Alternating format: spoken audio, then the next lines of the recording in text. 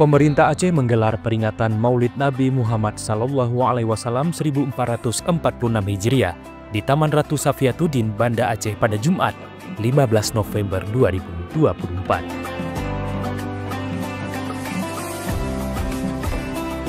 Dalam sambutannya, PJ Gubernur Aceh, Dr. Haji Safrizal ZAMSI mengatakan, Maulid Raya yang digelar pemerintah Aceh merupakan momentum yang sangat tepat untuk meneladani Rasulullah Shallallahu Alaihi Wasallam dan mengenang 20 tahun bencana tsunami yang terjadi pada 26 Desember 2004 silam.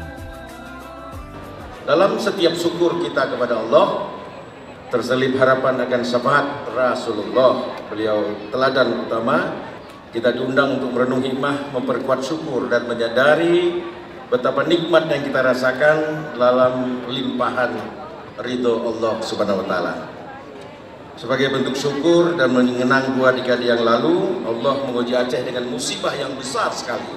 Musibah tsunami yang luluh lantak Aceh karena musibah, meninggalkan derita yang mendalam, kesedihan yang berat. Namun cobaan yang kita hadapi dengan kekuatan dan semangat bisa kita hadapi dengan sabar, ikhlas, dan keteguhan iman. Sebelumnya, Menteri Ekonomi Kreatif Republik Indonesia Teuku Rizky Harsha dalam sambutannya menjelaskan, Rasulullah adalah suri toladan dan panutan bagi umat manusia hingga akhir zaman. Salah satu di antaranya begitu banyak keteladanan Rasulullah SAW adalah tatkala beliau mencontohkan bagaimana seharusnya menjadi pemimpin. Setiap kamu adalah pemimpin dan setiap kamu akan dimintai pertanggungjawaban.